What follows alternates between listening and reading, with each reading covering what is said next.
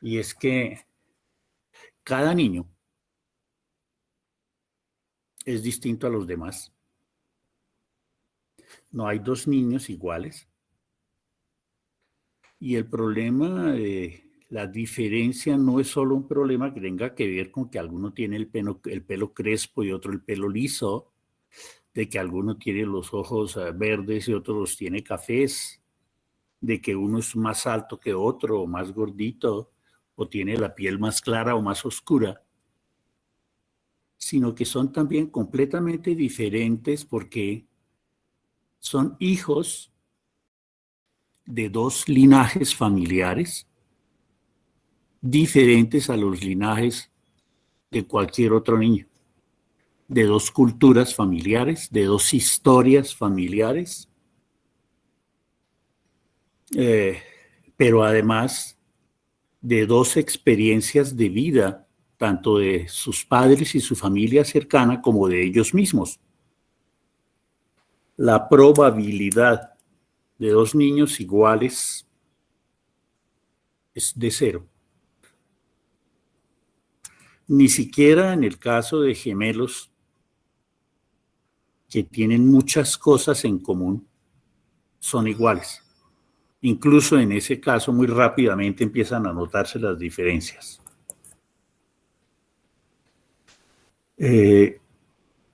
Cuando uno tiene más de un hijo, se da cuenta muy fácil de las diferencias que hay entre los dos hijos. A pesar de que son hechos con el mismo molde, esos hijos tienen padres diferentes.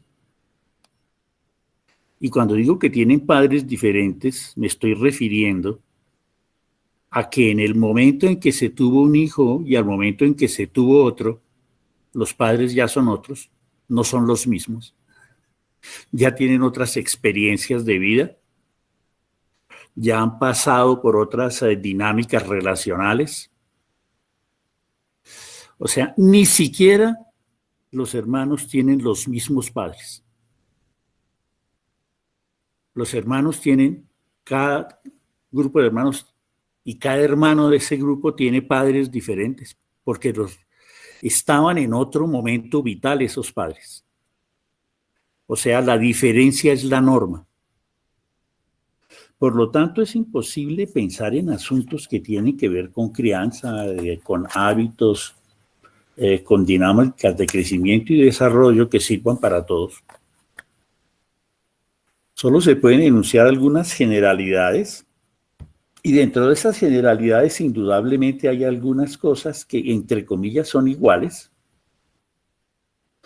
no porque los niños sean iguales, sino porque asuntos como el afecto, como el respeto, como la valoración, el reconocimiento del niño como sujetos, pues son comunes.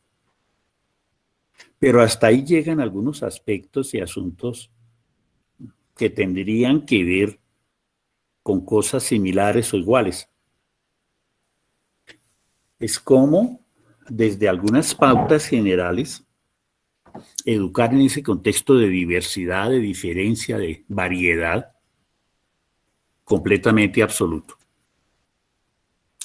Y me parece que ese es el punto de partida, o por lo menos en ese he estado reflexionando mucho desde que me puse en sintonía de preparación de esta conversación. Es conversar para la diferencia, además, para estimularla, para garantizarla, porque es precisamente esa profunda o inmensa cantidad de diferencias lo que hace que valga la pena la vida. Encontrarse uno sistemáticamente con el mismo ser humano en cada uno de los sujetos con los que se encuentra, pues no tendría sentido.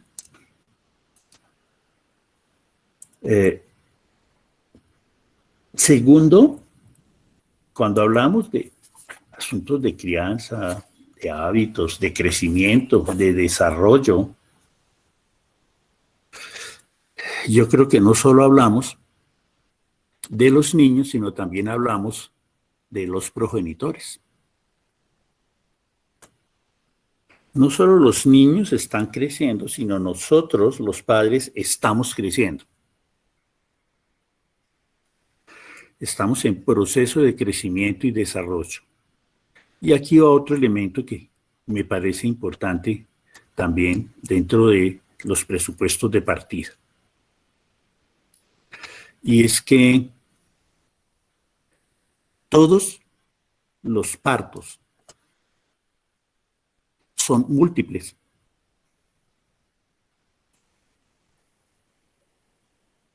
El día del parto nace el niño, pero nace la madre de ese niño, el padre de ese niño, los hermanos de ese niño, si los hay, los abuelos, los tíos, los primos. Porque si ese niño es tan único, ese padre, esa madre tienen que ir aprendiendo a ser padres de ese niño. De la misma manera que ese niño está aprendiendo a ser hijo de esos padres. El parto marca procesos de aprendizaje colectivos dentro de una familia. Y eso es muy interesante. Incluso yo diría que solo el hecho de la concepción ya empieza a marcar procesos de aprendizaje. Hace poco hicimos un trabajo de investigación con una estudiante mía de la pedagógica sobre una cosa que hoy en día se empieza a llamar pedagogía prenatal.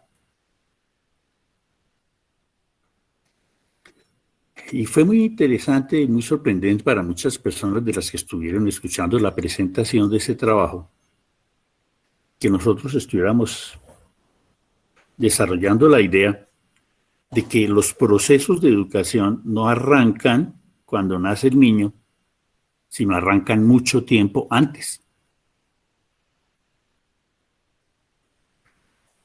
Y van mucho más allá de cosas que se comentan en el argot, en las dinámicas de conversaciones de la gente del común, no de los especialistas, de que es que hay cierto tipo de músicas frente a las cuales un niño cuando está en el vientre empieza a alterarse más, otras que lo tranquilizan. No, va mucho más allá. Ustedes no se imaginan la cantidad de investigación que hay en Norteamérica y en Europa sobre respuesta fetal a diferentes tipos de estímulos, no solo los que tienen que ver con los estados anímicos, los tipos de alimentación, las dinámicas de salud de la madre, sino a multitud de estímulos del medio que ya están absolutamente medidos en términos de actividad neuronal y que muestran que desde el momento prácticamente de la concepción, este sujeto que está en útero ya está respondiendo y está respondiendo también de una manera totalmente única porque los tipos de estímulos que llegan del exterior tampoco son los mismos para cada sujeto en útero. Hacía muchos años yo había estado trabajando con una cosa que se llamaba la cooperación técnica italiana, hablo de los años 80, con algunas experiencias de lo que llamábamos en eso estimulación intrauterina. Entonces poníamos, por ejemplo, papeles de colores y poníamos linternas y los niños reaccionaban distinto en el útero a los diferentes colores. Al pasar la luz alcanza a pasar y a llegar hasta allá adentro.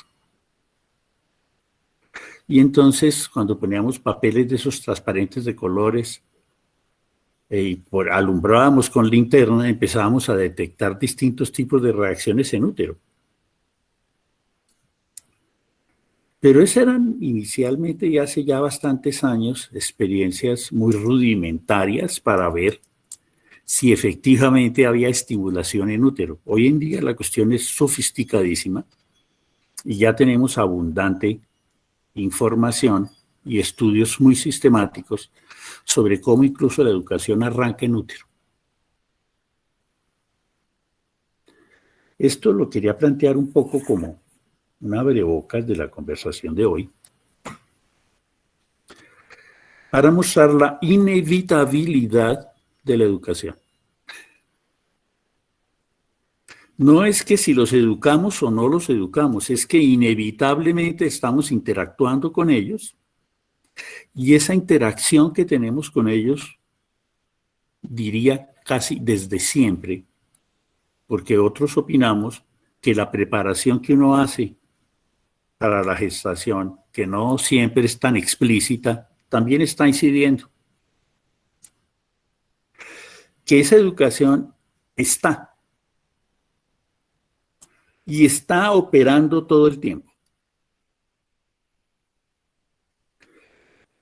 Pero como nos interesa el momento actual, hoy voy a irme acercando desde la gestación y el nacimiento hasta la etapa de hoy para mirar cosas.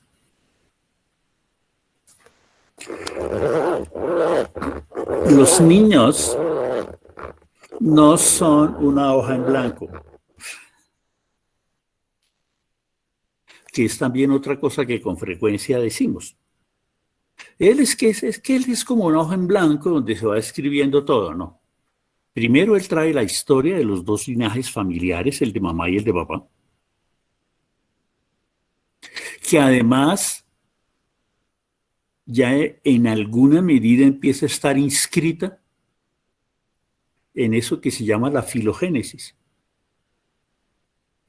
Esa historia larguísima de 3 millones de años sobre el planeta que tenemos los homínidos, y aún más de la vida hacia atrás, ya tiene carácter filogenético, está un poco parte de esa historia, de esos linajes desde ese momento en que aparecimos los homínidos, ya incluso se ha ido metiendo en los genes de ese niño que llegó, ya no está en cero, trae esa historia de la vida, esa historia de la vida humana y esa historia de esos linajes que se concretaron en él, en esa carga genética. Pero además comienza esa vida y esa historia personal de él desde el útero, donde no es un mueble. Primero que todo, no es una hoja en blanco. Y segundo, no es un mueble que recibe información de manera pasiva. Desde el mismo instante en que él es sujeto, está recibiendo información de manera activa. Eso quiere decir que la está procesando de manera totalmente diferente al resto de sujetos del planeta. Y los que tienen más de un hijo lo saben. Doy la misma instrucción y cada uno de los dos hijos la entiende y la lee diferente, la procesa diferente y actúa y responde de manera diferente. Vuelve y juega esto con que arranqué hoy. La norma es la diversidad, la variedad, la diferencia. Pero además a esto se le suma otro elemento. Y es que no solo estamos en el ámbito de la diversidad y de la variedad, sino del cambio. Prácticamente todos los días ese niño es diferente. Sobre todo en estas etapas que ustedes están pasando en estos años iniciales de acompañamiento al crecimiento y al desarrollo de sus hijos, y lo describen muy bien algunos padres, es que como que uno lo ve crecer día a día, como que nota el crecimiento día a día. Entonces, no solo estamos en el ámbito de la variedad y de la diversidad, sino en el ámbito del cambio permanente y sistemático. Día a día cambia. No solo es que no hace nada que le compramos esto y ya le queda chiquito, sino que en cada cosa que tiene que ver con él como sujeto, Hoy ya no es el que era ayer. El cambio nos arrolla permanentemente. El cambio, yo diría, casi nos atropella. Y lo que ya habíamos aprendido sobre ese niño, a los pocos días ya es obsoleto. Ya no me sirve. Ya él demanda otra cosa completamente diferente. Ya él está en otra situación de vida. Sus necesidades, intereses, demandas también son diferentes.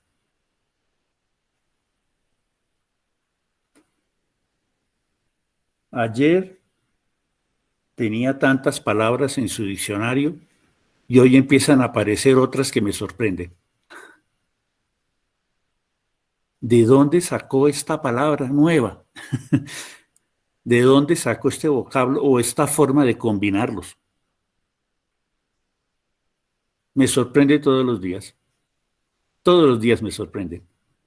Con palabras, vocablos, formas de combinar las palabras, modismos, reacciones, y podría seguir enumerando. Por lo tanto,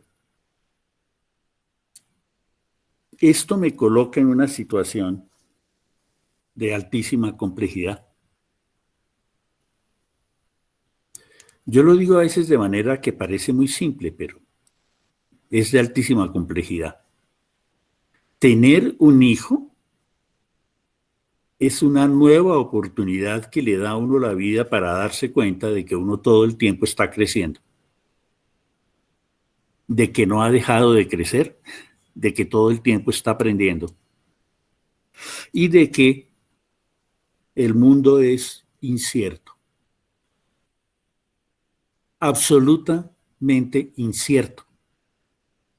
La incertidumbre acompaña todo el tiempo la crianza, acompaña todo el tiempo la educación, la socialización.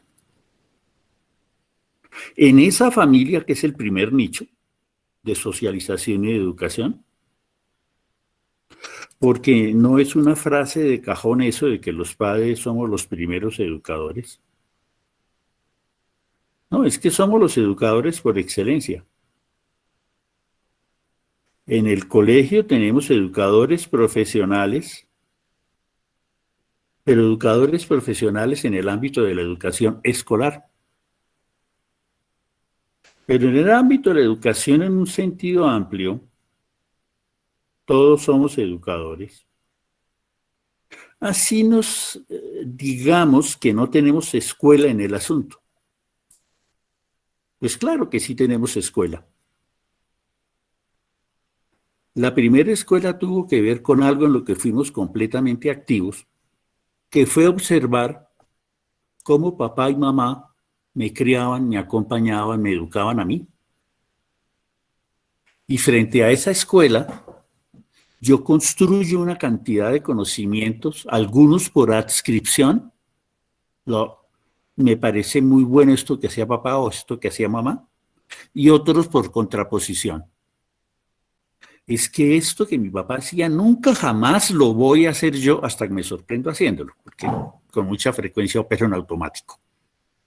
Y me sorprendo incluso modulando y teniendo una voz parecida a papá o a mamá cuando digo alguna cosa a mis hijos. Como que digo, ¿qué pasó conmigo? Pues es que yo vengo de una escuela donde ya había actividades educativas y de socialización, aunque diga que no la tengo, que yo no soy como los maestros de EPE que todos fueron a la universidad y tienen títulos y toda esa cosa, además varios títulos, ¿no? Es que yo tengo una experiencia vital asociada con acompañamiento a la crianza y acompañamiento a la educación, y a veces me sorprendo con placer o con desagrado aplicándola cuando me oigo decir ciertas cosas que dije que nunca iba a decir o haciendo ciertas cosas que dije que nunca iba a hacer, porque me reconozco como hijo de alguno de mis dos padres, o de mi abuela, o de mi tío o mi tía.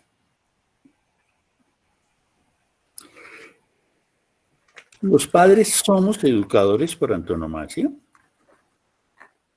porque además venimos de una escuela de educación que está también inscrita en los linajes familiares de los que yo vengo. Hay pautas prácticas de crianza que vienen siempre de atrás. Cada linaje tiene ciertas pautas y ciertos patrones y ciertas constantes en términos de crianza, que se mezclan con la forma como cocinamos, como comemos, como nos sentamos a la mesa, como nos saludamos, como nos despedimos, como pedimos favores, cómo conversamos, con cómo modulamos la música de la voz cuando hablamos, etcétera, etcétera, con cómo nos movemos. Inevitablemente estamos transmitiendo parte de la cultura de nuestros linajes familiares a nuestros hijos. Así como dice Serrat, a menudo los hijos se nos parecen. Sí, se nos parecen en una cantidad de cosas. Hay un aire de familia. Claro, nosotros también tratamos de innovar, de meter elementos extras que vayan más allá y que tengan que ver con nuestro toque personal. En esto voy a decir una cosa, y es que lo que aprendemos, lo aprendemos de esa cultura y de ese linaje familiar. Lo aprendemos intencionalmente o a pesar de esa pelea que tenemos en la construcción de la identidad para diferenciarnos dentro del núcleo familiar. Vivir en el núcleo familiar hace que indudablemente nos parezcamos a los miembros de esa familia, pero vivir dentro de un núcleo familiar también implica un trabajo muy fuerte todo el tiempo para poder diferenciar, para poder tener una identidad dentro de ese grupo que me permita darme cuenta que no soy como mi papá, no soy como mi mamá, no soy como mi hermano, ni como mi primo, ni como mi abuelo, aunque todo el tiempo me están diciendo a quién me parezco y a quién soy igual. La familia me dice a quién soy igual, pero yo le digo a la familia todo el tiempo en qué soy diferente. Porque necesito, en términos de construcción de mi identidad, diferenciarme de ellos. Pero igual si crezco en un nicho familiar, social, cultural, que tiene una identidad clara. Y en ese nicho que tiene esa identidad clara, yo me juego la vida cotidiana. Y mis padres se juegan la transmisión de la cultura de los dos linajes, que duramente han ido negociando entre los dos. Papá y mamá llevan un montón de tiempo negociando el uno con el otro qué perdura y qué no perdura de la cultura de los dos linajes familiares. O sea, en alguna medida la crianza se da dentro de un forcejeo, dentro de un tour de force establecido entre papá y mamá, incluso aunque no estén juntos, relacionado con qué se conserva y qué se renueva de las culturas familiares que se llevan a la casa.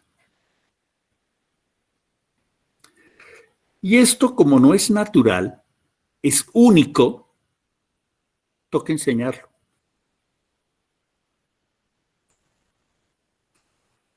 Con casi con casi absoluta seguridad, ustedes llevan años y años y años ya, 5, 6, 7, 8, insistiendo en que ¿Cuál es la palabra mágica? Ah, por favor. Ah, ¿qué se dice? Sí, gracias. Y uno ha insistido. Sí, eso no es natural, es aprendido. La filogénesis, la genética trae una cantidad de información, pero el aprendizaje de la cultura explícita del linaje familiar que está conectada con las formas y pautas de crianza se aprende en cada caso específico. Él no viene con ese aprendizaje hecho. No viene en cero, no es una hoja en blanco, pero no viene con ese aprendizaje hecho. Por eso tengo que insistir tanto. No es natural saludar, tiene que aprender a saludar, ni despedirse, ni manejar los cubiertos. Prácticamente todo lo que sus hijos saben lo han tenido que ir aprendiendo. Hay algunas cosas que la genética trae, pero todo es aprendizaje.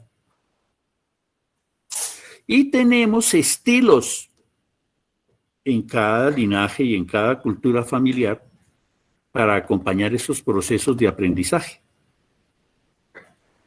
Lo hacemos de ciertas maneras particulares. Y ese estilo es lo que llamamos, y voy a decirlo de una manera grosera y gruesa, prácticas de crianza. Ese estilo que tenemos, esa forma que tenemos, esa organización de acciones que tenemos para criar. Y entre otras, entre paréntesis, la palabra criar viene de una raíz que tiene que ver con crear. Es muy interesante. Criar es crear, ayudar a crear un nuevo sujeto. La palabra crianza tiene que ver con crear, es un acto de creación. No solo fue un acto de creación engendrar, concebir un hijo, sino que todos los días en la vida cotidiana, al estarlo creando, estamos ayudando a crear un sujeto único y absolutamente novedoso. Lo cual es un acto que nos conecta un poco con la divinidad, si creo que existe la divinidad. Es un acto de creación. Es un acto de construcción de algo único y novedoso. Estamos construyendo un nuevo sujeto sobre el planeta, donde él es el actor principal y yo soy actor secundario.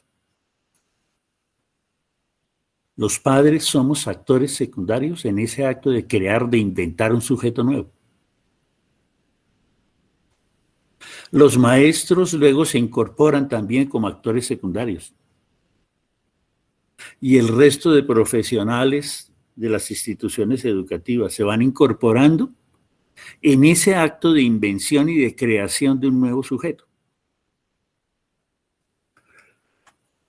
Pero hasta ahora he hablado sobre todo de diversidad.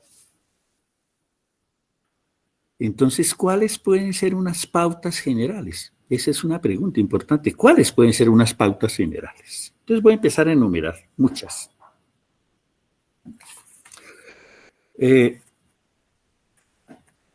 Necesitamos movernos en el espacio. Por lo tanto, sí hay algunas indicaciones generales sobre el uso del espacio que ayudan en la crianza. Los seres humanos somos seres espaciotemporales. Y la manera como usemos el espacio en la casa tiene que ver con asuntos centrales de crianza. Las casas están divididas por espacios, cada uno con intencionalidades diferentes. Hay espacios para cocinar, hay espacios para consumir el alimento, hay espacios para descansar, hay espacios para estudiar, hay espacios para conversar. Por lo menos esos, y algunas más sofisticadas logran tener una división con más espacios. Hay algunos que dicen, además tenemos un taller para hacer ciertas cosas, hay un espacio para guardar el carro. Bueno, hay un montón de espacios en las viviendas. El uso de los espacios tiene que ver con el proceso de estructuración de un sujeto. Porque nos movemos siempre en espacios, y en espacios que tienen estructuras, dinámicas, intencionalidades y formas diferentes, que los conectan con el vivir cotidiano de los seres humanos. Y el primer laboratorio de uso del espacio y de estructuración de un espacio, de un sujeto, es la casa, es el hogar. Y ahí hay acercamientos desde la semiología bellísimos, por ejemplo, como los acercamientos que hace Bachelard en un libro bellísimo que se llama Poética del Espacio, hasta estudios profundamente psicológicos que muestran la manera como nos relacionamos con los distintos espacios y si el tamaño incide, si los colores, si toda esa cantidad de cosas que están presentes en el espacio inciden. Hasta estudios pedagógicos y psicológicos sofisticadísimos como los de Piaget, que muestran cómo voy construyendo las dinámicas geométricas. Pero el hecho real es que la manera como usemos el espacio en la casa está definiendo la forma como nuestros hijos se mueven en diferentes espacios y les está ayudando a estructurar el espacio. Dicen los estudiosos de esto que antes de los 8 o 9 años usted no tiene estructurado el espacio euclidiano, que es el espacio que se asemeja más a este mundo concreto en el cual vivimos. ¿No? Las dinámicas básicas y las variables y las constantes euclidianas están conectadas con quizá la mejor descripción del espacio de la vida cotidiana en el cual estamos. Resulta que esas categorías, sus hijos no las tienen construidas sino hasta los 8 o 9 años. Las percepciones espaciales de los hijos de ustedes, en su gran mayoría, todavía no están completamente armadas. Hay una cantidad de cosas del espacio que no son capaces todavía de ver y de captar y de manejar y de procesar como ustedes, los papás, las procesan. Se gastan hasta los 8 o 9 años en lograr tener armada en su cabeza una estructura espacial similar a la que ustedes tienen. Ustedes se gastaron el mismo tiempo también. Antes de ese tiempo, esa estructuración del espacio no era la misma. Por eso necesitan ayuda nuestra en lo que tiene que ver con el manejo del espacio. Si tienen esa ayuda, ese proceso de estructuración de lo espacial va a ser un proceso que se va a hacer en condiciones óptimas o en condiciones menos buenas. Por lo tanto, es muy importante que dentro de la casa efectivamente tengamos una claridad alta sobre el uso de los espacios. Es cierto, esa claridad tiene que ver no con que la casa se vuelva una cárcel, sino con que haya unas rutinas de uso del espacio. Y en ese momento en que estamos tan metidos en la casa todo el tiempo, a veces casi nos sentimos aperezado nuestro cuerpo en la casa, esto se va volviendo más importante porque a veces precisamente ese confinamiento nos hace relajar el manejo en lo que tiene que ver con los usos del espacio. Una sugerencia es ser rigurosos en el manejo de ese espacio, lo cual les va a ayudar a ellos a seguirlo estructurando. Por lo tanto, ser claros en que se come en el comedor, no en cualquier sitio. Ser claros en que el sitio para dormir es la alcoba. El sitio, la casa tiene en general separaciones entre espacios más públicos y espacios más privados. Por lo tanto, la clarísima diferenciación entre espacios de uso comunal y espacios de uso privado debe mantenerse de la manera más juiciosa posible. Los hijos de ustedes ya empiezan a hacer algunas cosas, por ejemplo, respecto a espacios privados. Hasta hace muy poco, con absoluta seguridad, todavía mantenían abierta la puerta del baño, cuando iban al baño. Y puede que la sigan manteniendo todavía abierta, pero sin embargo ya hay ahorita no tenemos tanto esa experiencia, pero cuando oyen un timbre en una casa de que alguien llega y alguien es un extraño, con niños de esta la puerta del baño se cierra inmediatamente. Hay alguien que no es de la intimidad. Por lo tanto, esos espacios de intimidad tienen uso distinto. Y pronto ya van a empezar, si no empezaron ya, a cerrar la puerta del baño. Ya definen que hay un espacio de intimidad que tiene que ver con ir al baño y lo cierran. Antes no, antes ese espacio estaba abierto. Esa es una cosa muy interesante en la crianza. Cómo van manejando la intimidad y la vida social, incluso dentro del contexto de familia. Y cómo yo voy modulando esa relación y ese respeto frente a la intimidad con ellos. Cómo nos bañamos juntos y llega un momento en que yo ya como que no quiero bañarme con mis hijos y mis hijos tampoco quieren bañarse conmigo. A veces yo soy el que ya no quiero, a veces son mis hijos los que ya no quieren.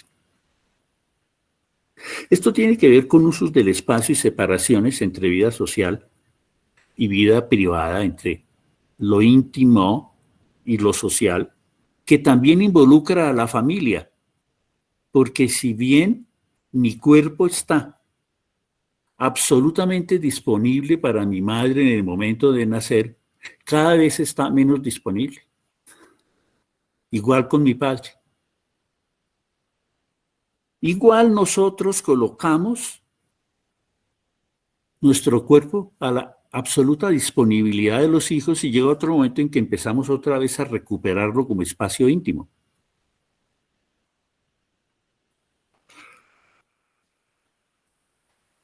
Ya no estamos 100% disponibles. Antes estábamos 100% disponibles. Incluso llega un momento en que nuevamente empiezo a hacer cosas como cerrar la alcoba, la puerta de la alcoba. Porque los padres también necesitamos algunos momentos en los cuales, a ver, déjennos tranquilos acá. Y ese es un elemento muy interesante en términos de manejo de los espacios y de los manejos de la intimidad. ¿Qué significa una puerta cerrada? Es una cosa muy interesante. ¿Qué significa una puerta cerrada? Significa que quienes están o quien está allá adentro no quiere intromisiones, no quiere interrupción. Exacto. Significa recato, pudor, bueno. Podemos poner una cantidad de palabras. Significa que yo en este momento no estoy disponible. Papá y mamá en este momento no están disponibles. Pero el niño también puede cerrar la puerta y decir, yo no estoy disponible ahorita, yo estoy conmigo. ¿Cuál sería la norma de cortesía básica cuando hay una puerta cerrada? Si yo quiero entrar a ese espacio, pedir permiso. Nuestros hijos deberían pedir permiso si la puerta de nuestra alcoba está cerrada. Y si se da el permiso, entran, y si no, no. Pero esto tendría un correlato inmediato. Si la alcoba de mi hijo está cerrada, yo debería golpear y pedir permiso. Porque si yo no golpeo y entro sin su permiso, le estoy diciendo que esa norma no juega cuando él cierra la puerta, que cualquiera puede invadir su intimidad sin su permiso, que esto no es un acto recíproco en el ámbito de las relaciones. Las alcobas son espacios privados que en el caso de la familia están disponibles para los miembros de la familia si están abiertas. Y no están disponibles si la puerta está cerrada. Y esto tendría que ver con asuntos básicos de crianza. Tendría que ver con educación para la defensa de su propia intimidad. Un niño al cual no se le respeta la intimidad en los ámbitos de familia es un niño que va a estar mucho más expuesto a intromisiones de extraños dentro de su intimidad. Incluso está más expuesto a situaciones en las cuales puede ser agredido, incluso sexualmente. Y esto está muy conectado con lo espacial, con el manejo del espacio dentro de la casa. Obviamente esto debería y debe estar replicado también dentro de la escuela. En la escuela es más fácil, estamos en un ámbito de socialización secundaria. Si el maestro cierra un aula 5 minutos después o X número de minutos después de que suene el timbre, la campana, la canción, lo que sea para iniciar clase, pues está diciendo, arrancamos una actividad, usted no estuvo a tiempo, por lo tanto, por lo menos debería pedir permiso para ingresar. O, por alguna razón, por el carácter de la actividad, probablemente no debería ingresar.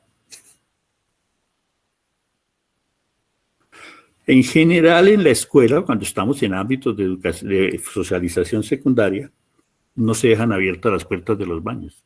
En la casa todavía se dejan. Porque estamos en un ámbito de mayor intimidad, pero aún así en determinado momento se cierran y dejan ya de estar abiertas, porque reclamo mi intimidad. Deben existir y se deben respetar dentro de la casa, y eso sí es una sugerencia general, a pesar de las diferencias, los espacios de intimidad. Aún más, dentro de una buena crianza, los padres deberíamos ayudar a definir espacios sociales y espacios íntimos dentro de la casa, porque esto ayudaría en la crianza. El hogar no es el espacio de la intrusión. El invadir la intimidad tiene que ver con momentos particulares dentro del transcurrir vital. Pero una vez pasa esto tiene que ser absolutamente claro dentro de las pautas básicas de crianza familiar. Hablo con adultos a veces de esto, con maestros. Y encuentro con mucha frecuencia, por ejemplo, que uno de los espacios donde más fácilmente se asalta la intimidad en la casa es precisamente la alcoba de los padres.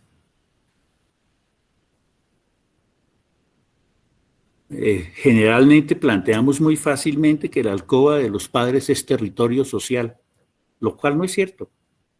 La alcoba de una pareja no es territorio social, es territorio de intimidad de esa pareja. Y deben haber las pautas, las señales absolutamente claras de cuándo sí y cuándo no. Y también sería muy importante que pasara esto. Los padres hacemos una serie de cosas a veces muy particulares. Entramos a la alcoba de los hijos, botamos al piso todo lo que hay en el closet diciendo que esto es un chiquero.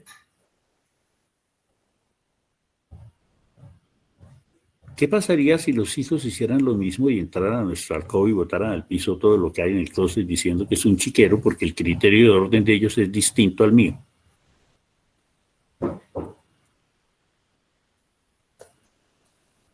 Los hijos tienen criterios de orden diferentes a los padres. Por eso quizá es muy importante tener claridad sobre lo espacial. Yo no veo desorden acá. Mira, a ver, hagamos claridades.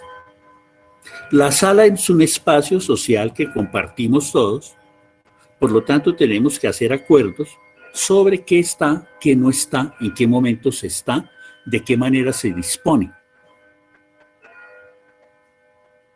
La sala no es el lugar donde se bota todo.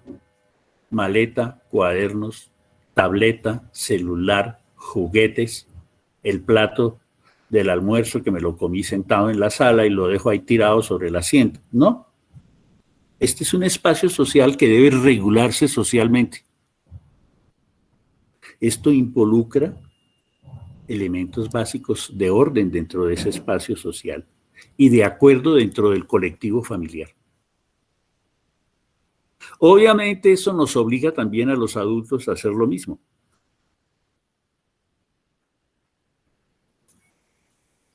Y en la medida en que estructuremos ese espacio, el proceso de estructuración interno del espacio dentro del niño también va a ser mucho más juicioso, mucho más serio, más estructurado y va a tener un espacio completamente armado en términos euclidianos, que es lo que suponemos que debe tener todo ser humano hacia los 8 o 9 años. Pero vamos con el tiempo.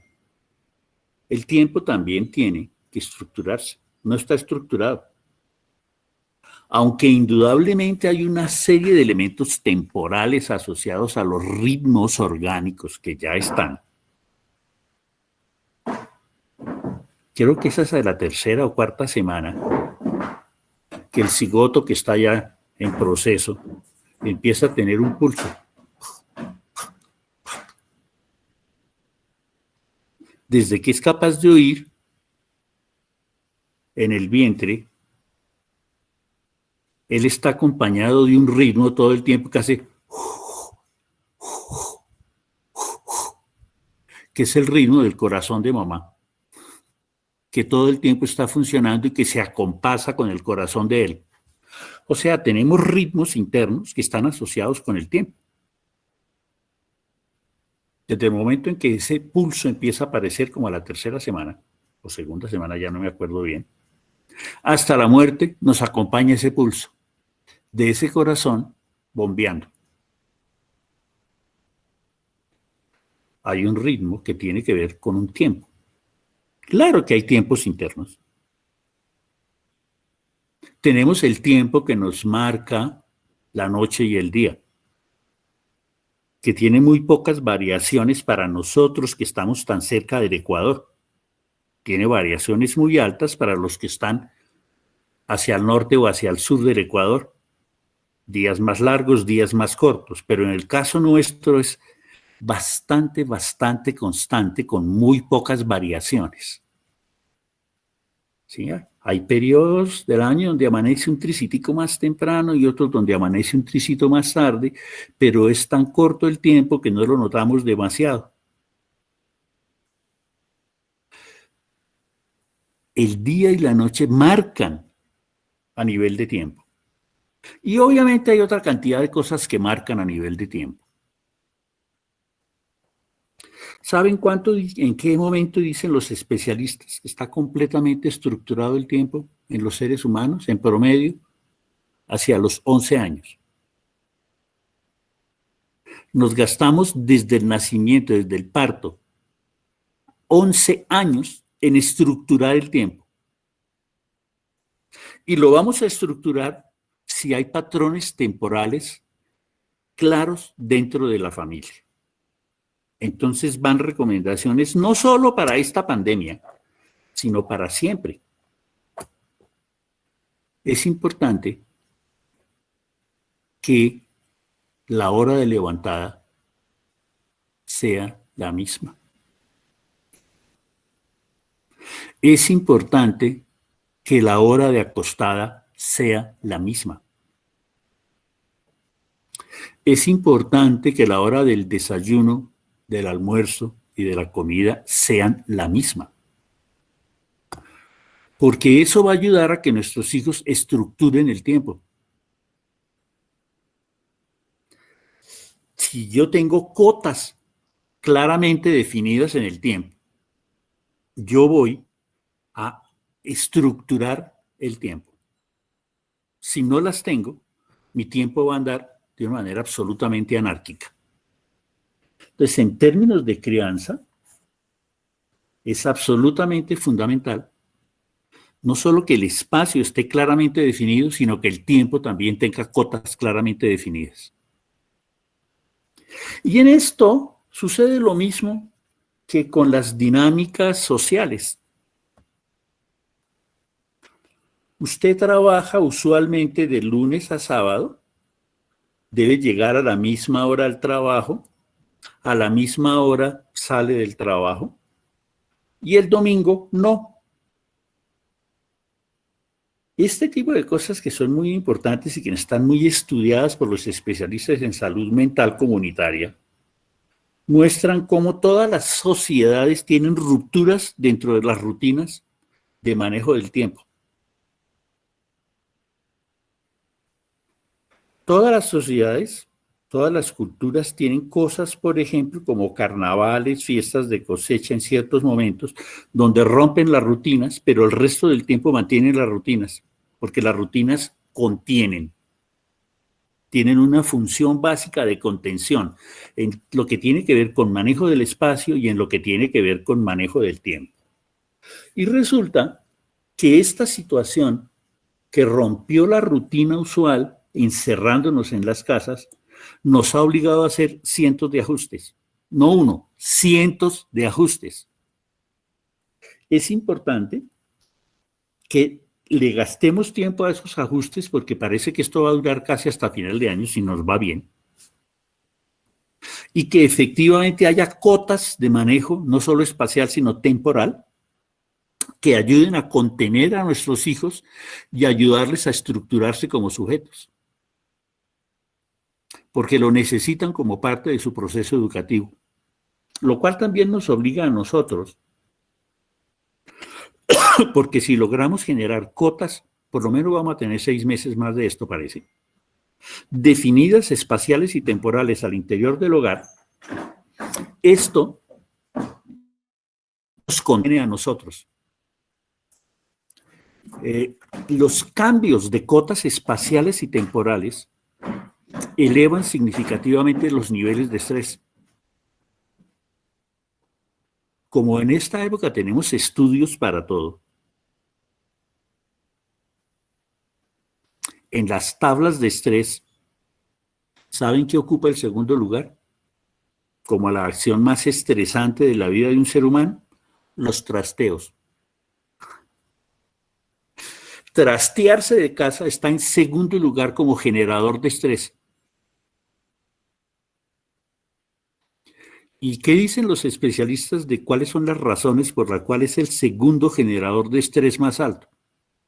Porque cuando usted se cambia de casa, cambian todos los patrones y las medidas espaciales y temporales en las cuales usted habita. El manejo del espacio y del tiempo cambia de forma absoluta cuando usted se trastea.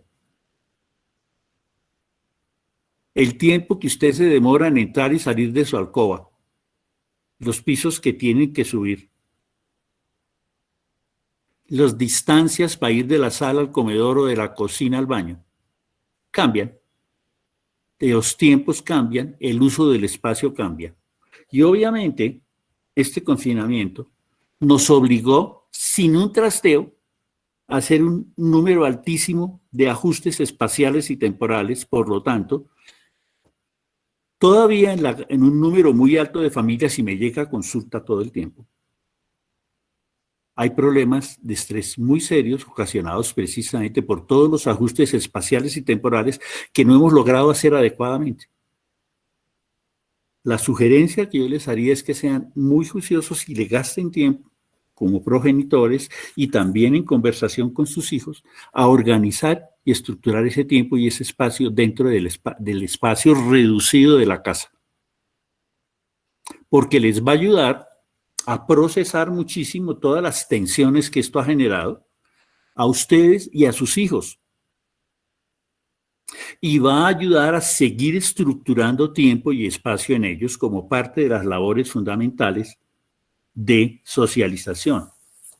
Obviamente, la estructuración nueva de espacio y tiempo también implica la reestructuración de responsabilidades dentro del hogar, que además todo el tiempo está cambiando con los hijos, porque ellos están cambiando todo el tiempo y hay una serie de cosas que ya son capaces de hacer y que antes no eran capaces de hacer. Y aquí voy a tocar también el problema de las responsabilidades dentro de la casa. Y es que,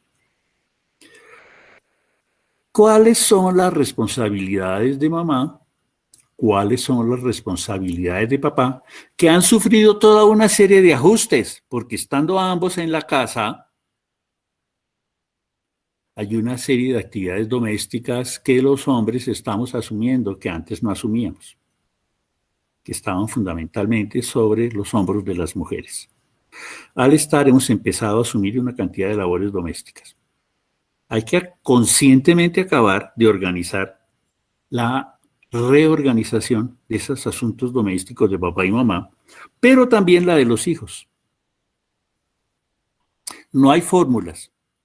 Sin embargo, voy a dar un tip que puede ser importante. ¿Qué es responsabilidad de los hijos? En primera instancia, lo que tiene que ver con ellos. Y aquí va un tip que puede ser interesante. Cada cosa que un hijo es capaz de hacer por su cuenta deja de ser problema de los papás. Voy a dar ejemplos. Si el hijo ya es capaz de abotonarse, deja de ser responsabilidad de papá y de mamá. Hace no mucho tiempo, cuando usted los vestía, ustedes los abotonaban porque él no tenía las habilidades aquí en las manos, de tipo motor, para abotonarse. Tocaba abotonarlo. ¿Cuándo dejó de ser problema de ustedes? Cuando él fue capaz de abotonarse. ¿Cuándo dejó de ser mi problema amarrar los cordones? Cuando él fue capaz de amarrarse los cordones. Como decía una hija mía, un día estábamos sentados almorzando y entonces se voltea y dice, ¿me acuchillas la carne? La responsabilidad de acuchillar la carne deja de ser mía cuando él es capaz de cortarla, cuando él es capaz de acuchillarla. Cada cosa que él es capaz de hacer deja de ser mi responsabilidad. Y eso lo plantearía como receta. Si él es capaz de hacer y yo lo sigo haciendo por él, no estoy contribuyendo a ser un sujeto responsable. La mayor contribución que yo puedo tener a ser sujetos responsables es que cada cosa que efectivamente él sea capaz de hacer dejó de ser mi problema y es problema de él. Esto incluye cosas como inicialmente ayudar a tender la cama hasta llegar a un momento en que es capaz de tenderla solo. Esto incluye cosas como llevar del comedor a la cocina la loza y los cubiertos que se han usado. Como siempre, y este es un caso interesante, cualquiera puede tener un accidente y se le puede caer un vaso o un plato. Y esto no tiene que ver con que usted tiene 7 años, esto tiene que ver con que usted tiene 30, igual se le puede caer un vaso o un plato. Pero si usted ya es capaz de hacer eso y sus hijos son capaces de hacerlo, es problema de ellos, no suyo. Y deben hacerlo dentro de ese espacio colaborativo que se llama familia, donde todos intentamos vivir de la manera más cómoda, más eficaz, más adecuada, y donde el asunto de la vida familiar es un asunto de todos. No es un asunto de mamá, o de mamá y papá, o de papá. Es un asunto de absolutamente todos, de acuerdo a nuestras capacidades, posibilidades. ¿Usted es capaz de levantar la ropa que se quitó y ponerla en un sitio designado? Sí. La edad en que sus hijos están permite que ellos coloquen la ropa en un sitio designado, ya sea en la alcoba o ya sea al lado de la lavadora o del lavadero, en el cajón de la ropa sucia. Ese es problema de ellos. Ya, no es problema de mamá ni de papá. Ya buena parte de sus hijos no necesitan que les acuchillen la carne, porque ya tienen las habilidades, la fuerza, las coordinaciones para hacerlo por su cuenta. De la misma manera que no es asunto de mamá y de papá que él esté presente en la sesión con el profesor de EPE, porque esa es su responsabilidad y su asunto.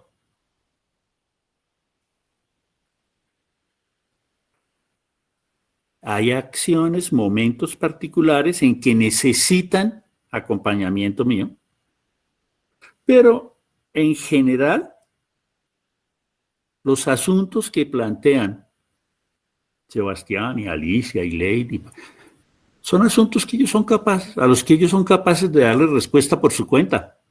De hecho, en EPE, cuando están allá arriba, no los necesitan a ustedes. Operan sin ustedes al lado de ellos. Por lo tanto, en casa están en capacidad de operar sin el auxilio de ustedes. Además, por lo general son más hábiles prendiendo el computador y conectándose que ustedes.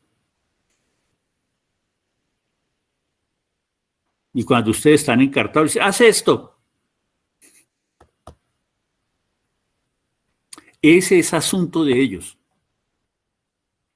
Y en general los maestros muy ocasionalmente sugieren una que otra cosa que requeriría apoyo de papá o de mamá o de ambos.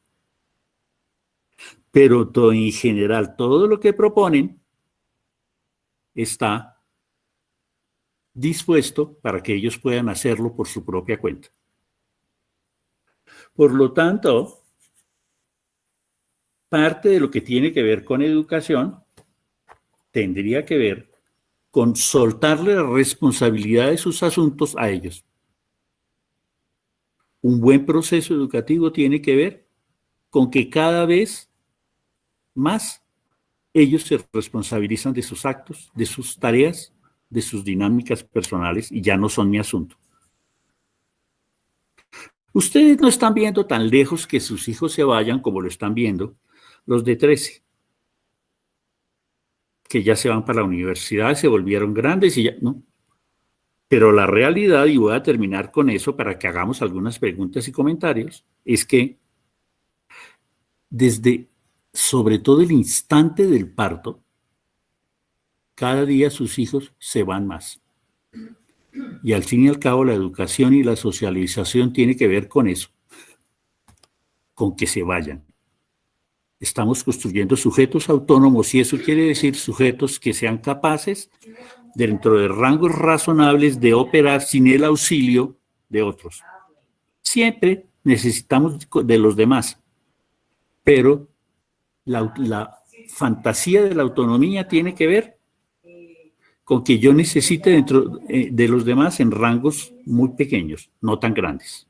Y eso es un poco el objetivo de un proceso de educación sano, equilibrado, dirigido hacia la autonomía. Que cada vez sus hijos necesiten menos de ustedes. Como ustedes ya necesitan solo en ocasiones muy puntuales de los papás de ustedes.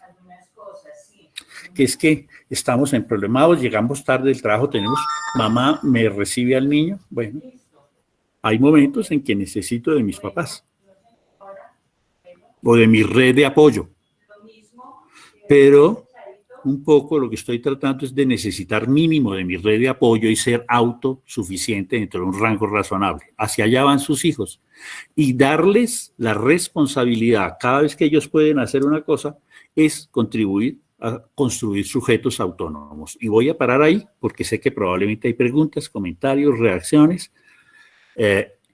No esperaba alargarme tanto, me alargué bastante. Bueno, estoy disponible. Hola Andrés, listo, hola. Muchas gracias. Vamos a hacer una ronda de preguntas, si quieren pedir la palabra. Juegos de mesa. Mucho. Hay bien con esas cosas. Los niños en este momento de confinamiento. Bueno, hay muchas cosas. Voy a decir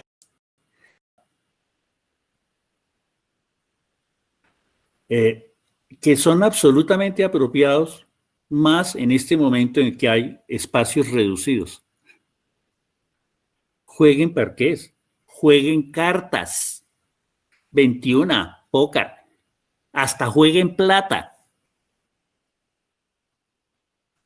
Porque es que esto va a ayudar a mil cosas. Primero, va a ayudar a que la familia se reúna alrededor de una actividad conjunta. Segundo, va a ayudar en cuestiones de matemática. Todos estos juegos implican sumas, restas. Va a tener que ver con todo el pensamiento científico en el sentido de que se desarrollan acciones de predicción. ¿Qué va a pasar? ¿Qué sucede si esto? ¿Será que pido otra carta? ¿Será que me van a comer si quedo aquí puesto? Espérese a ver cómo coloco esta ficha, cómo organizo para ver si logro comerme al otro. Pero también tiene que ver con actividades de vida social. Hay que ganar, se gana, se pierde, se aprende a ganar, se aprende a perder, no a no restregarle que gané a los demás y mostrar que yo soy la maravilla y los otros son unos miserables que nunca ganan. Y se aprende a perder y entonces no armo el drama más horrible porque perdí, yo soy el más miserable de todos, me hicieron trampa a los demás. Hay juvenil cosas que se juegan, que se dan alrededor de un juego de mesa, pero además también aparece la risa, aparece el afecto, aparece la compañía, aparece la solidaridad. Por eso, una de mis sugerencias con ese tiempo, sobre todo en estos momentos de encierro, juegos de mesa. Aprovechen alguna de las salidas si no tienen y compren cartas. No sé jugar cartas, busque por internet y aprenda a jugar póker, a jugar 21, a jugar continental, a jugar uno, a jugar los juvenil juegos que hay con cartas y aprenda que hay barajas españolas, hay barajas de las otras. Jueguen con dados. Hay muchos juegos de mesa que son maravillosos y que de verdad enriquecen la vida familiar. Yo pensaría que lo único que enriquece la vida familiar cuando hay tiempo libre no es Netflix, si bien también tiene sus encantos. Hay algunas cosas interesantes en la pantalla, pero hay otras muy interesantes en términos de la interacción y las dinámicas familiares. Están en una edad en que ya son capaces de incluso explorar con papá y mamá recetas de cocina, de algunas cosas que pueden ser muy interesantes. E incluso si se meten por internet van a encontrar recetas para hacer con niños. Y eso les puede ayudar a todos a variar parte del menú familiar y a encontrar que puede hacerse algo tan mágico como cocinar, meter al horno y producir unas cosas que uno no se esperaba. O sea, yo sugeriría cosas en esta línea, ya que es tan complicado esto de que entonces nos vamos a jugar fútbol. No, no podemos irnos a jugar fútbol. Que es que salgamos en bicicleta, es complicado salir en bicicleta, que si nos contagiamos, que si no nos contagiamos, que si estamos en peligro, que si no estamos en peligro. Entonces, yo sugiero fundamentalmente cuestiones que tienen que ver con juegos de mesa, cuestiones que tienen que ver con actividades culinarias, que pueden ser muy interesantes, e incluso algunas otras actividades que pueden ser divertidísimas, aprender a tejer. Ustedes no se imaginan lo que generan actividades como tejer. En términos de reposar, encontrarse consigo mismo, es casi como un espacio de meditación zen. Con otra ventaja adicional. Tejer, yo hablo desde mi prejuicio, lo primero que yo estudié en la universidad fueron matemáticas puras hace muchísimos años. Las actividades de tejido tienen que ver con pensamiento matemático y espacial, geométrico. Y puede ser divertidísimo aprender a tejer. De verdad estructuran mucho a nivel mental, pero además permiten encontrarse con es casi como una actividad de meditación. La actividad de tejido, cuando usted ya empieza a incorporarla y se encuentra con las agujas y resulta que empieza a conversar con ese tejido, pero empieza a conversar con usted y con esos movimientos que implica una actividad tan particular como tejer. Eso sugeriría en una primera aproximación que puede ser muy interesante en estos periodos. Bueno, Andrés, yo también estoy en casa como con varias personas escuchándote, porque es muy enriquecedor todo lo que tú nos aportas, no solamente como padres, sino como maestros. maestros también que transitamos en la vida y en el aprendizaje. Hablando del tiempo libre, ¿qué pasa con el tiempo libre, Andrés? Antes de pasar a las otras preguntas, porque es que se tiene que hacer algo siempre con el tiempo libre del niño, o sea, siempre tenemos que buscar algo que hacer al tiempo libre porque están aburridos, porque están cansados, porque están agotados, a veces de mirar por la ventana, a veces de estar ya jugando póker. ¿Qué hacemos con eso, con ese tiempo libre? Bueno, yo diría cosas, y es que indudablemente las actividades comunitarias son importantes en eso que llamamos tiempo libre, pero también pienso que hay que ser cuidadoso. Tiempo libre quiere decir en buena medida que es tiempo mío. Y en eso nos hemos vuelto muy calvinistas. De que es que yo descanso haciendo cosas productivas. Eso es típico de la ética calvinista, que es que la mejor forma de descansar es producir. Entonces estamos fregados en esta vida. Hay que producir y producir y producir y producir. No quiero emplear trabajar, porque puede irse para otro lado en términos ideológicos. Entonces, y quiero salirme de esa ética calvinista. Entonces yo pienso que el tiempo libre tiene que ver con indudablemente espacios que pueden ser muy productivos en términos de vida social y familiar, pero también tienen que ser productivos en términos de vida personal, hasta en cosas como puedo hacer lo que me dé la gana también.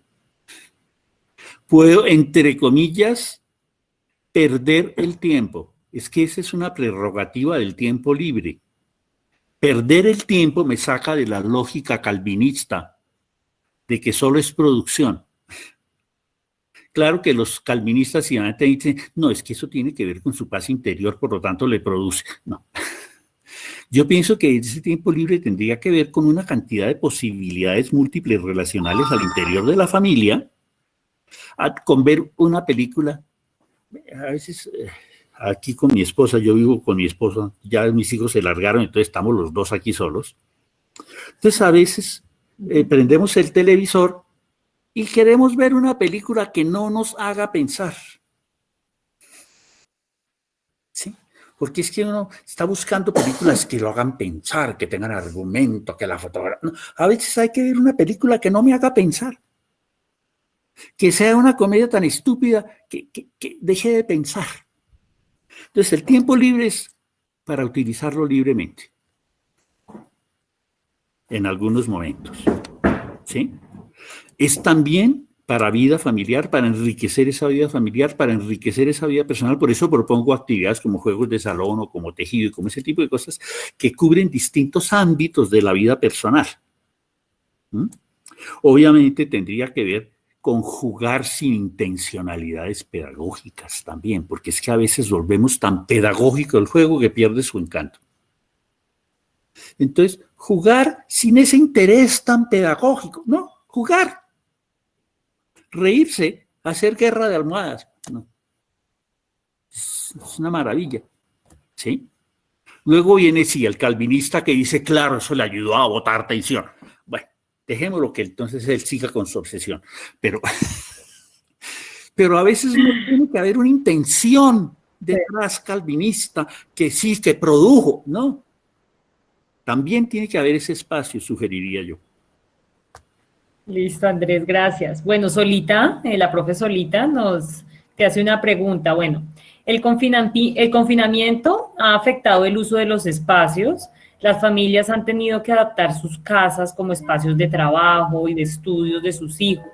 Por otro lado, los maestros proponemos actividades que irrumpen por toda la casa, ¿sí? En esta realidad, ¿cómo logramos la coherencia en la estructuración del espacio, sabiendo que ahora prácticamente todo es colectivo? Esa es la pregunta. Sí, es cierto, el espacio se redujo, entre comillas, con el confinamiento. Pero hay algo que no se confinó. Mi cuerpo está confinado, pero mi espíritu y mi creatividad no están confinadas. Y no puedo permitir que queden confinadas. Ni la mía ni la de mis hijos. Por lo tanto, esto nos plantea retos de reestructuración y de uso de ese espacio que aparentemente es pequeño, pero que en realidad es un universo. Yo creo que hay que sentarse en familia con los hijos de 3, 4, 5, 6, 7 años a organizar y a definir eso, porque es que los hijos de ustedes no son muebles, los hijos opinan, son sujetos que ya se les ocurren ideas interesantes. Entonces, yo quiero sugerirles que pacten algunos momentos en que sea absolutamente claro que hay espacios privados que nadie viola, que nadie violenta, y que hay otros momentos que por las circunstancias en que estamos, parte de esos espacios privados se abren un poco más al uso colectivo y social de los miembros de la familia.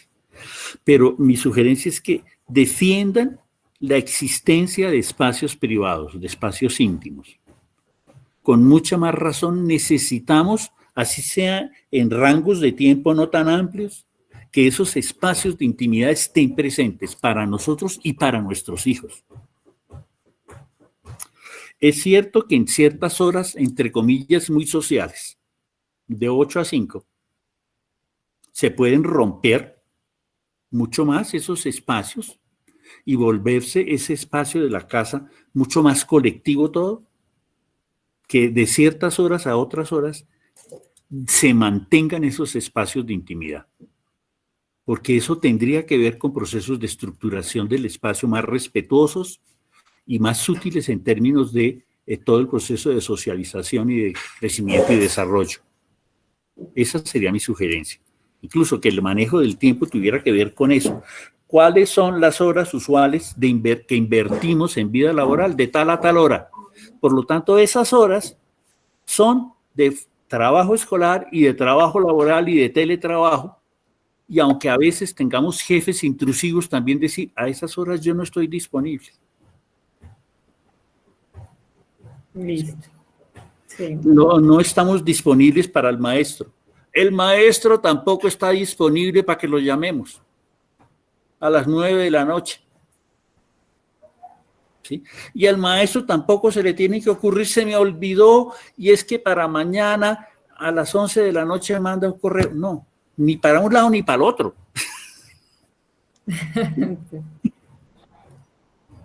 Es cierto. Listo, Andrés. Entonces, William Solano te pregunta, ¿qué recomendaciones nos puede dar para llevar a nuestros hijos a ser más autosuficientes, ya que nos hemos percatado que desde que estamos en casa se han vuelto más dependientes de nosotros en las actividades escolares? Repetiría un tricito lo que dije hace un rato. No es mi asunto. Ese no es mi asunto. Usted se las entenderá con Sebastián. No yo no estoy matriculado en EPE. El que está matriculado en EPE es usted, no yo. Yo ya aprobé esos cursos de primaria. Indudablemente, si yo encuentro quien me cargue, pues me le monto encima a que me cargue. Si yo no doy permiso, no se me monta. Indudablemente, si ya permití que se me encaramara y se me subiera sobre los hombros, es difícil bajarlo porque entonces aprieta las piernas alrededor de mi cuello y no se deja bajar. Pero yo tengo que ingeniármelas para bajarlo de mis hombros en las cosas en que él ya puede. Él ya debe ser capaz de prender el computador o la tablet o el teléfono, dependiendo con qué aparato esté conectándose. Y yo me retiro y lo dejo. Mami, estoy ocupada. Papi, estoy ocupado. Porque además, yo aquí tengo, mire, mi hija menor tiene 33 años, 34 años. Y entonces con mucha frecuencia llama. Y es muy divertido porque llama por teléfono y pregunta, ¿qué están haciendo? Llama prioritariamente a mi esposa. Entonces yo empiezo a hacer un sonido aquí y mi esposa se muere de risa. Yo digo, ve, ve, ve. Y mi esposa se muere de risa. Tiene 33 años y todavía está balando a ver si mamá oveja va al lado de ella a ver qué es lo que se le ocurre. ¿Sí? Sí, eso es una cosa que con mucha facilidad hacen. Yo tengo que volverme sordo a esos válidos cuando están en su actividad. No es mi problema, ese es su problema. Ya naturalmente, si ya he caído en la trampa y me he dejado enlazar, es más difícil soltarme, pero mi sugerencia es suéltese.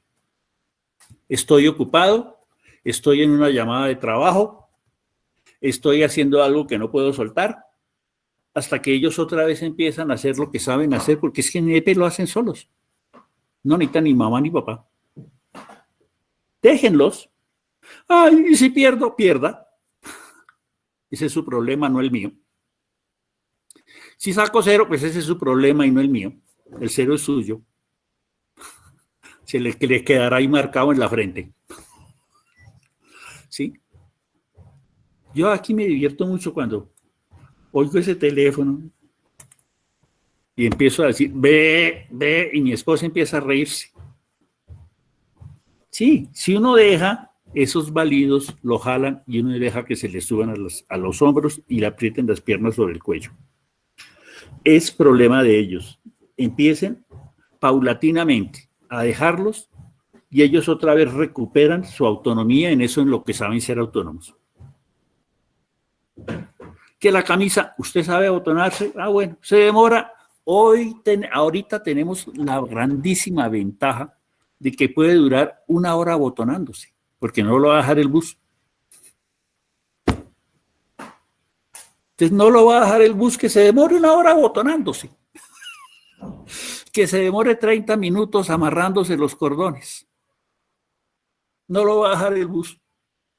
El gran problema que tenemos por fuera de confinamiento es que lo va a dejar el bus. Ahorita no los va a dejar el bus, así que tranquilos. Listo, gracias Andrés. Otra pregunta, que un poco te la hace solita también desde la experiencia que hemos tenido como maestros, y es que pues acá hay niños, en este momento estamos con lo en que tradicionalmente se dice preescolar, primero y segundo, y hay niños de 3 hasta los 7, 8 años más o menos, y los padres están en su gran mayoría acompañando, pues digamos con los más pequeños, ya en segundo de primaria no es tanto, a los niños en las clases. Entonces, Solita dice que los padres a veces se les observa frustración cuando no se escucha inmediatamente al niño o cuando ha pedido la palabra por el chat. Entonces, tenemos casos de padres que irrumpen y dicen, oye, no estás escuchando a mi hijo. Oye, es que te han pedido la palabra más o menos 3 veces y no has mirado. Entonces, no sé, ¿qué recomendaciones puedes darnos un poco para tranquilizarnos nosotros como maestros y también los padres, de que todos los niños, ¿cierto? Son los reyes y las reinas del mundo de cada casa, ¿sí? Y no hay un único rey o reina, digamos, en un espacio determinado. Ahí, cuando miramos la forma como operan los grupos sociales, en los grupos sociales las personas tienen distintos roles. Hay personas que hablan más, hay personas que hablan menos, hay unas que entre comillas llamamos líderes.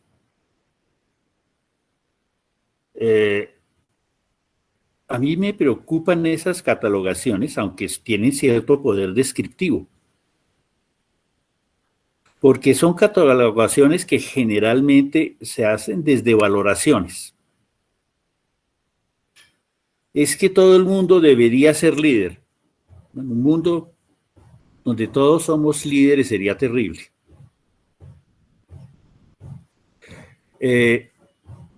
Ahí en esas catalogaciones, por ejemplo, Madalena Freire, es una brasileña, en sus catalogaciones habla de los representantes del silencio. Es una figura bellísima, ¿no? Esos representantes del silencio tienen una función en todos los grupos. Habla de los portavoces. En los grupos hay personas que alzan la mano y dicen, es que tal persona quiere decir esto. Entonces ese es un portavoz. Y hay algunos que son los líderes que se cargan con los oficios de todos los demás. Cada vez que preguntan un voluntario, yo soy voluntario. ¿Sí? Y hay otros que siempre son la voz disruptiva. Todo el tiempo tienen que poner peros. Es que esto no... Los hijos de uno, en cada grupo donde están, en cada momento de su vida, en diferentes grupos, ocupan diferentes lugares, lo mismo que uno. Uno no, hay pataitas que son líderes, pero no son líderes en todos los grupos. En unos sí y en otros no. En unos son seguidores, en otros jalan procesos, en otros son el que siempre contradice. Cada vez que alguien dice algo, entonces está esperando y mira para allá porque de allá va a venir una crítica. Y en otros grupos son callados. Los hijos son lo mismo, y esto no quiere decir que en todos los grupos operen igual, que con todos los profesores operen igual. Con unos profesores, en cada clase con un profesor diferente, uno opera con roles totalmente distintos dentro del grupo. Y cada cual tiene que ir encontrando sus nichos. Pero, sea cual sea el lugar que usted ocupe dentro de un grupo, no es pasivo dentro del grupo. El hecho de que usted no parezca paisa dentro del grupo y hable todo el tiempo, no quiere decir que usted sea un sujeto pasivo. Quiere decir que procesa de manera diferente la información, opera de manera diferente dentro del grupo. Para que usted sea activo, no necesita estar hablando como loco todo el tiempo, ni siendo el centro de la atención. Imagínense en un curso con 20 niños que todos son el centro de la atención. Todos son paisas. Yo no me imagino, yo nunca he dictado, he dictado clases en Antioquia, pero con universitarios. Sí, allá voy a la Universidad de Antioquia, de la Nacional de Medellín. Con chiquitos no. Yo no me imagino cómo debe ser una clase con niños antioqueños que todos hablan al tiempo. Virgen Santa, tiene que ser complicadísimo. ¿Sí? Yo creería que es importante respetar ese espacio privado de nuestros hijos también, ese espacio de desempeño que nuestro hijo tiene en ese grupo con ese maestro. Porque cuando yo irrumpo, en alguna medida estoy quitándole el protagonismo a él. Él es el actor principal de su vida y yo no puedo quitarle ese papel. Si yo le quito el papel de actor principal de su vida, sí estoy interfiriendo con su desarrollo. Cuando yo no le quito el papel de actor principal de su vida, incluso cuando es, y voy a utilizar el término de Magdalena Freire, en este caso específico, un representante del silencio, porque él lo decidió así, por las razones que sea, me gusten o no me gusten, yo sí estoy irrumpiendo dentro de su crecimiento y desarrollo. Él necesita definir qué lugares ocupa dentro de un grupo, en cada uno de los grupos y en cada uno de los momentos. Cuando usted oye descripciones de niños y de adultos sobre cómo era su función dentro de un grupo, usted encuentra cosas bellísimas. Entonces encuentra gente que dice, yo no era bueno hablando, pero era muy bueno escribiendo. Y entonces escribía. Y lo nota uno, por ejemplo, cuando pone trabajos en grupo en las universidades. Yo trabajo con universitarios. Y entonces, a veces me dicen un estudiante, yo soy muy bueno escribiendo, por eso cuando tenemos que hacer trabajos, yo soy el que escribo. Todos botan ideas y yo escribo. Hay otros que son muy buenos cuando hay que hacer exposición. Y entonces yo a veces le digo, ¿y por qué tiene que exponer el más torpe exponiendo? Pues sí, entonces él quiere adquirir esa habilidad, láncese a hacerlo. Pero un grupo inteligente, al que escribe mejor lo pone a escribir, al que expone mejor lo pone a exponer, al que hace maquetas mejores lo pone a hacer las maquetas, al que tiene habilidades de dibujo lo pone a que dibuje. El que es buenísimo atendiendo a los demás y van a estudiar a mi casa y es que están todos con el tintico. Uno tiene que ir desarrollando sus habilidades. No se las desarrolla nadie, las desarrolla uno. Y yo creería que desde este momento los padres tenemos que empezar también a respetar qué lugares quieren tener nuestros hijos en el grupo. Y si él se siente frustrado por algo que está pasando, él es el que tiene que expresarlo con el maestro. A ver, escribe al maestro. ¿Todavía no escribes? ¿Quieres poner, mamá, me puedes escribir esta nota que se la voy a dejar a la maestra? Entonces, ahí el padre juega un papel interesante. En todas estas plataformas, usted tiene el chat. Entonces, el chiquito de 4 que todavía no escribe, ahí sí le pide a mamá el favor, escribe por mí, que yo todavía no escribo, yo le quiero mandar este mensaje a la maestra o al maestro. Ahí entraría yo a operar, pero porque él decide enviar el mensaje, no porque yo lo escribo por él. Y eso sí permitiría que él desarrolle autonomía, en el sentido de que él quiere escribirle este mensaje a la maestra y le expresa esto. No que mamá decidió que por qué, no. Si yo estoy acompañándola o acompañándolo, yo tengo que respetar sus formas de participación, la decisión que él tiene en términos del lugar que él decide y quiere ocupar en ese momento dentro del grupo. Y puedo servirle de portavoz en cosas como la escritura. Yo te escribo en el chat esto que tú quieres mandar. Que es parecido a lo que hace un maestro con niños de 4 años, cuando el niño hace un dibujo y le pone al lado lo que el niño quería decir en el dibujo. El maestro es un portavoz que no le puede quitar la palabra al niño, pero sí opera como portavoz en el sentido de colocar, él me dijo que esto significaba esto. Yo sugeriría ese tipo de acción. Que yo lo acompañe como portavoz, pero no reemplazando su voz. Yo soy portador de su voz cuando él lo cree conveniente, no antes. De acuerdo, Andrés, gracias. Gabriel Cañón nos hace una pregunta. ¿Qué recomendaciones nos das para que en conjunto padre e hijos, ¿sí? Desaprendan algo que aparentemente no está bien? O sea, como una conducta, un hábito que uno ha instaurado, no sé, puede ser comer en la sala, comer en los cuartos. ¿Cómo hacemos para desaprender esos hábitos que no son como tan deseables en la crianza con los niños? Yo pensaría que abrir espacios de concertación. Estuvimos conversando con el profesor Gaitán, él nos planteó esto, conversemos sobre esto y miremos qué tan razonable es y tomemos decisiones. O sea, los cambios se dan fundamentalmente a partir de nuevas concertaciones, de nuevas negociaciones, que al fin y al cabo eso es la vida. Cada vez que yo voy a hacer un cambio, lo ideal sería precisamente que hubiera un espacio de conversación sobre el posible cambio, mirar ventajas, desventajas, para qué nos sirve. Puede que lleguemos a la conclusión que durante el confinamiento vamos a comer como los japoneses, vamos a utilizar la mesa de centro de la sala para comer y comemos todos sentados en un cojín durante este confinamiento. Estudiemos cómo es eso y miremos las películas y documentales de que los japoneses comen en la sala con una mesa más bajita. Bueno, podemos llegar a ese acuerdo y a acuerdos en alguna medida que tienen que ver con cómo vamos a organizar temporalmente este espacio.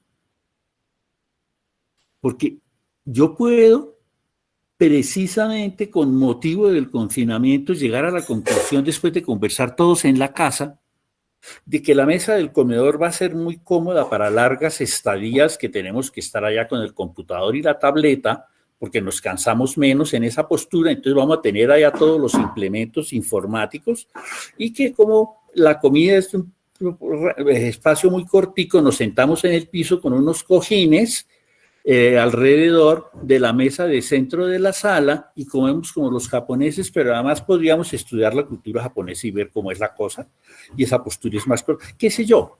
Yo hasta podría en la reorganización del espacio definir que durante el confinamiento vamos a almorzar en la sala alrededor de esa mesa, pero por acuerdo.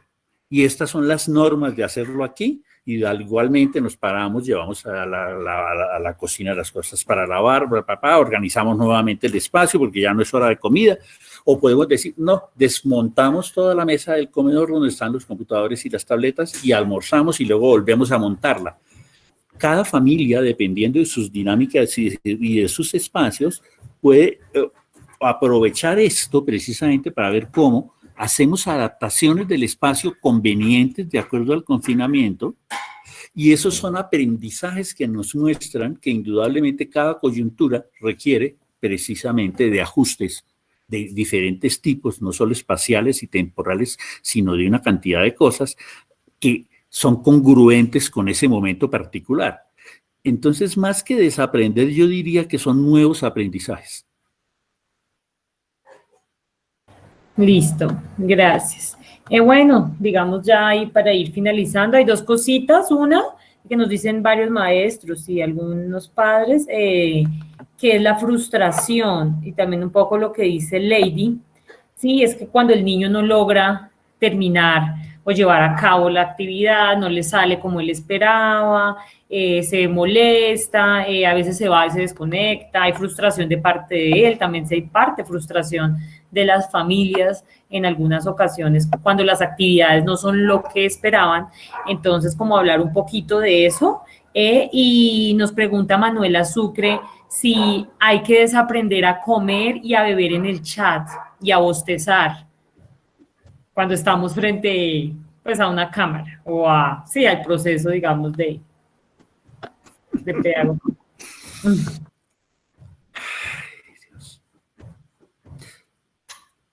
Bueno, primero,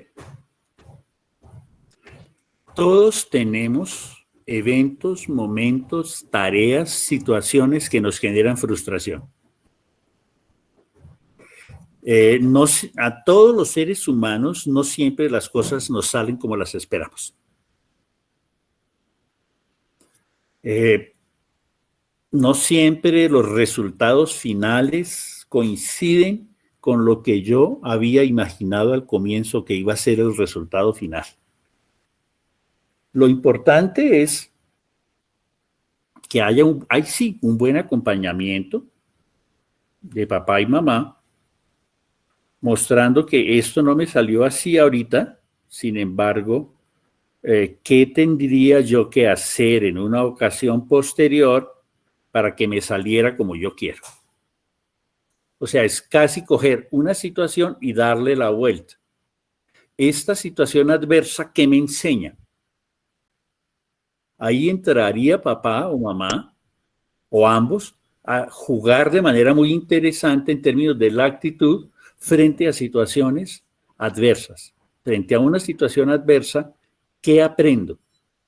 Si yo logro siempre darle la vuelta a una situación adversa en términos de que además de la frustración que me generó, también encuentro oportunidades de mejora, eso no solo va a ser importante para la vida escolar, sino para todos los asuntos de mi vida. Y ahí entra a jugar una ética familiar frente a la adversidad, que hace gente resiliente o no. Cuando frente a la adversidad, indudablemente yo sufro el dolor de la adversidad, pero soy capaz de darle vuelta, sobre todo con el acompañamiento de un adulto amoroso a la situación.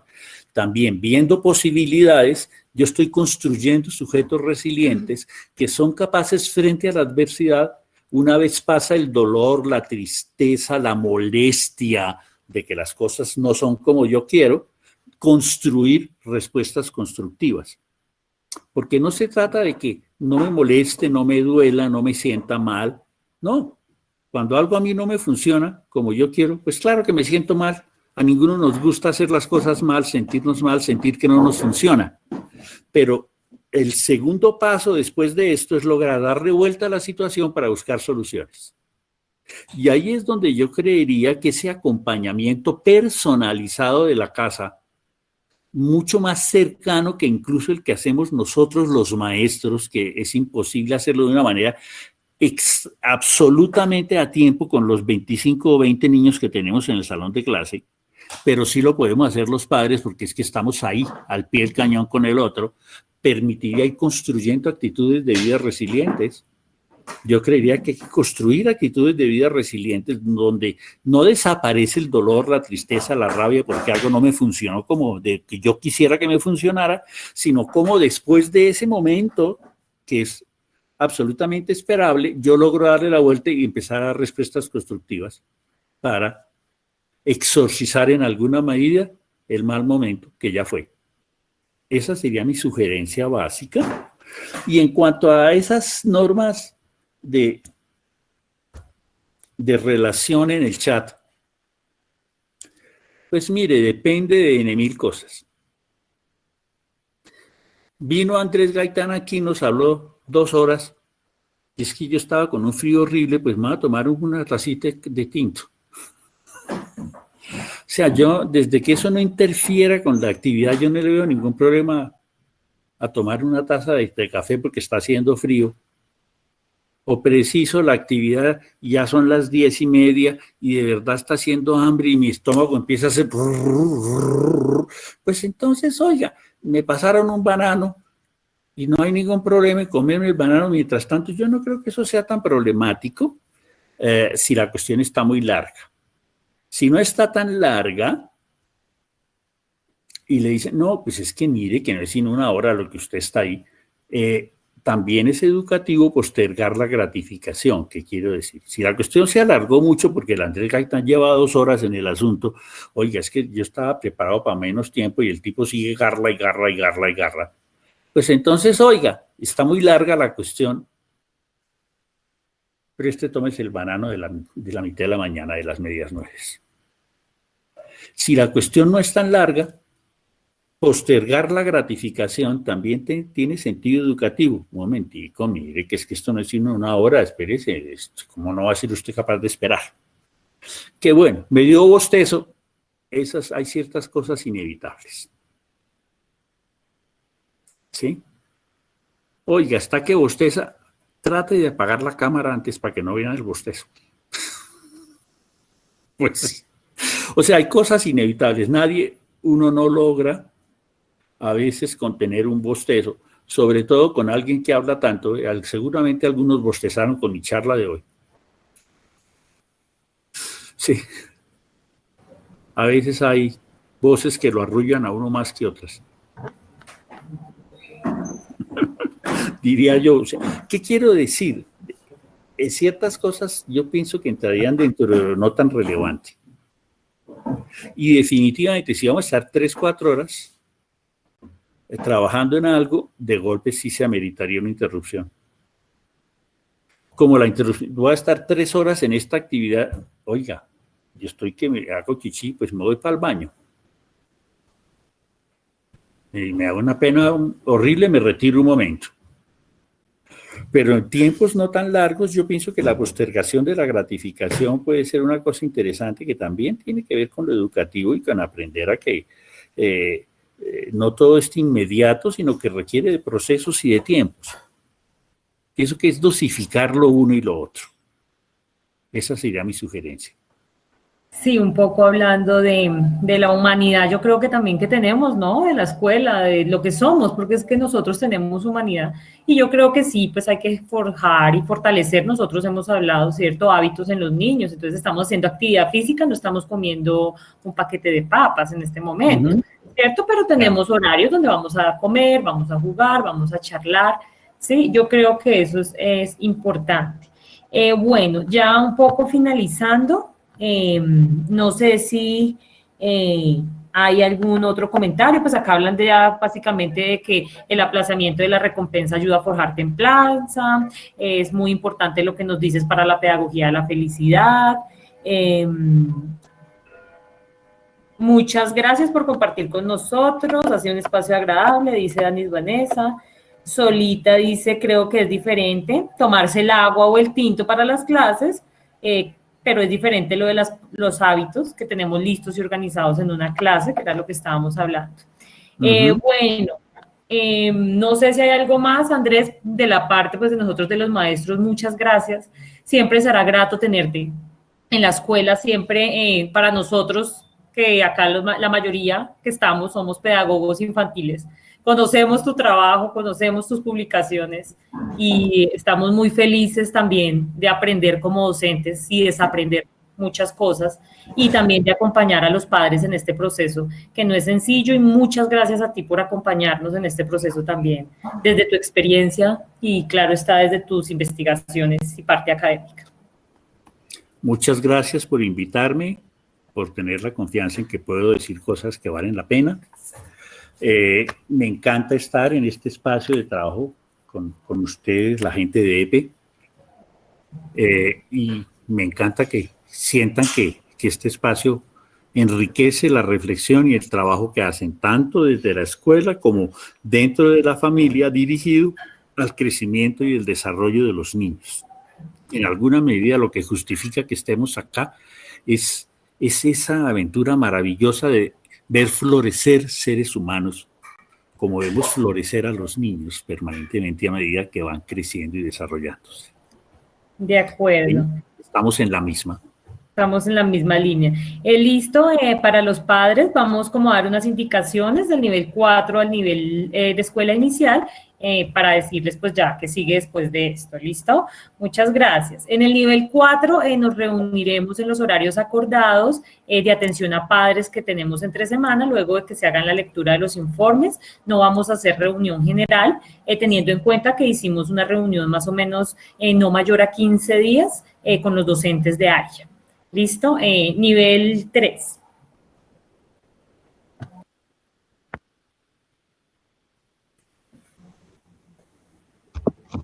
¿Me escuchan? Perdón. Nivel 3 nos reuniremos en las horas de la tarde en los grupos que ya están determinados por medio de una tabla que se compartió por correo electrónico.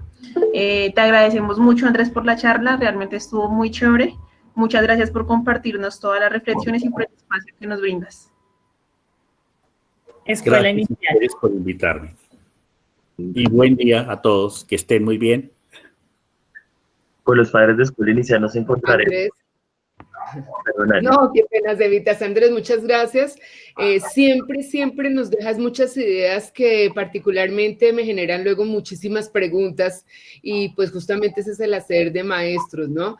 Ahora, una invitación grande a los padres y a nosotros también de hacer pequeños pares, no para latigarnos, sino para mirar, ¿cierto? Bueno, ¿y qué hay que hacer? Este es un momento también muy bonito, único, que nos invita a vivir y a pensar y a mirar otras cosas. Vivimos en unos espacios que les llamamos hogares, casas, pero que a veces no los conocemos.